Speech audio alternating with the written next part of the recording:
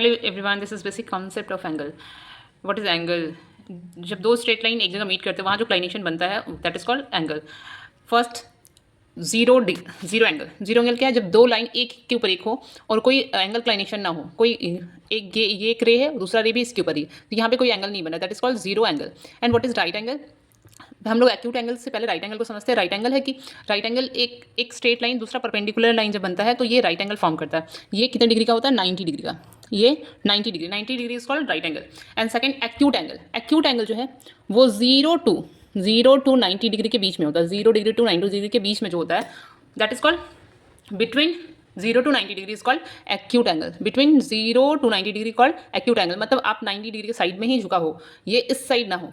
और what is obtuse angle? Obtuse angle 0 more than 90 degree से ज़्यादा होना चाहिए. That is called obtuse angle. 90 degree कहाँ फॉर्म करेगा? ये अगर यहाँ पे कोई परपेंडिकुलर लाइन होता तो दैट इज कॉल्ड 90 डिग्री. तब ये 90 डिग्री बनता है यहाँ पे, और इससे ये अधिक है तो ये obtuse angle. And what is straight angle?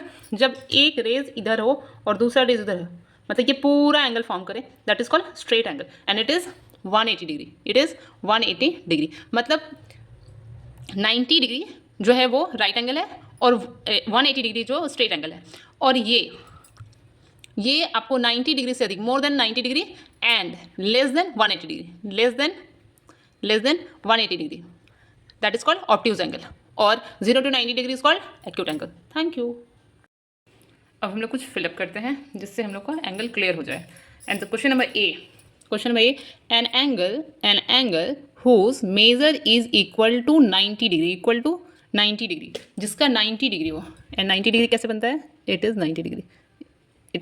जब 90 डिग्री बन रहा हो तो ये क्या है? Right angle. तब ये क्या है? Right angle. RIGHT right. Sorry writing के लिए sorry. HT right angle.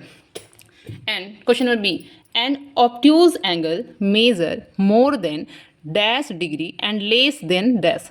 Obtuse angle कैसा रहता है? ऑब्ट्यूज एंगल रहता है ऐसा. Sorry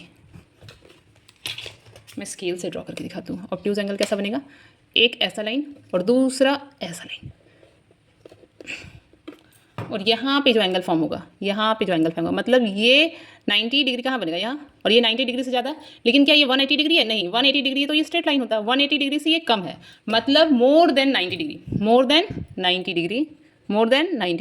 less than 180 degree, called obtuse angle.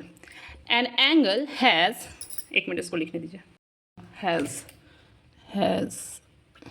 An angle has dash vertex and dash arms. एक एंगल में कितना वर्टेक्स और कितना आर्म्स होता है? ये एंगल का मान लीजिए लाइन है. Let me use red. This is one rays and this is one rays and this is called arms. ये जो लाइन है, this line and this line called arms. And this point जहाँ पे दो लाइन्स मिल रहे हैं, दो रेज मिल रहे हैं, दैट इज कॉल्ड वर्टेक्स. ये वर्टेक्स है and that is arms. Then two arms, one vertex, two arms. Now question number D, one straight angle equal to dash right angle. Straight angle, what is straight angle?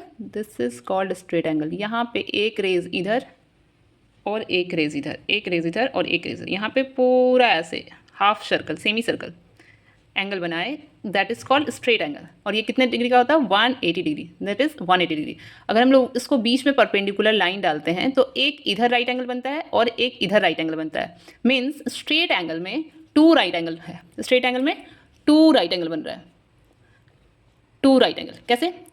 ये बीच में perpendicular line जब बनेगा तो एक इधर बनेगा और एक इधर, और 180 को अगर हम लोग 2 से डिवाइड भी करते हैं इक्वल टू 90, मतलब दो 90 डिग्री बन रहे हैं. 90 degree is called right angle. Now question number E, 4/9 of a right angle equal to dash degree. Right angle कितने डिग्री का होता है? 90 डिग्री का. कितने डिग्री का होता है? 90 डिग्री का. और इसका हम लोग 4/9 निकालेंगे, इंटू 4/9. 9 से डिवाइड करेंगे 10 टाइम्स में, and 10 into 4 40 degree. 10 into 4 40 degree. 4/9 of right angle equal to 40 degree. Thank you.